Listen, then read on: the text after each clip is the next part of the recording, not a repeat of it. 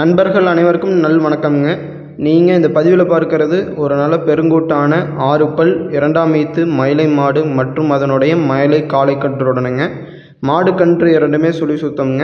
அதாவது நம்ம மாடு தேர்ந்தெடுக்கணும்னு கேட்டிங்கன்னா ஒரு 3 விஷயங்களை மெயினாக பார்க்கணுங்க. ஃபஸ்ட்டு என்னென்னு கேட்டிங்கன்னா, நம்ம நேரடி பார்வைக்கு தெரிவது மாட்டினுடைய அழகுங்க.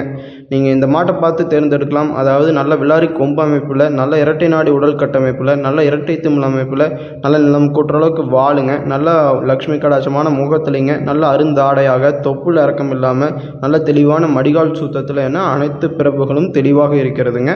இரண்டாவது என்னென்னு கேட்டிங்கன்னா, மாட்டினுடைய குணம்ங்க. பெரியவர்கள், பெண்கள், குழந்தைகள் என யார் வேண்டுமானாலும் பால் கறக்க முடியுமான்னு கேட்டிங்கன்னா நிச்சயமாக நீங்கள் இந்த மாட்டை தேர்வு செய்யலாமுங்க. ஏன்னு கேட்டிங்கன்னா, இன்றைக்கி மத்தியானம் தான் மாடு வந்ததுங்க. சாயந்தரம் நம்ம பால் கறக்கிறோம். ஒரு புது கட்டுத்தறிக்கு எந்த விதமான அச்சமோ பயமோ இல்லை மிரளையோ எதுவுமே கிடையாதுங்க. நல்ல சாதுவாக இருக்கக்கூடிய ஒரு மாடு. சென்ற ஈத்து அவங்க கறவைக்கு கால் அனைத்து பழகிட்டாங்க. ஸோ நாமளும் அதே ப்ரொசீஜரை ஃபாலோ பண்ணிக்கிறோங்க.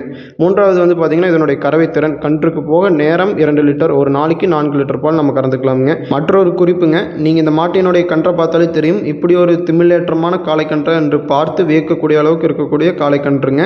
ஸோ நம்ம மாடுகளுக்கு பார்த்திங்கன்னா எப்போவுமே கொம்புகளுக்கு வர்ணம் பூசி குளிப்பாட்டி நம்ம வீடியோ பதிவு செய்கிறதில்ல. ஏன்னு கேட்டிங்கன்னா, அப்போ தான் உங்களுக்கு மாடுகளுக்கான இயற்கையான அழகு நேச்சுரலாக தெரியுங்க. உங்களுக்கு ஒரு ஐடியா கிடைக்கும். ஸோ இந்த மாதிரி தேவைப்பட்டால் கான்டாக்ட் பண்ணி தெளிவுபடுத்தி வாங்கிக்கலாங்க.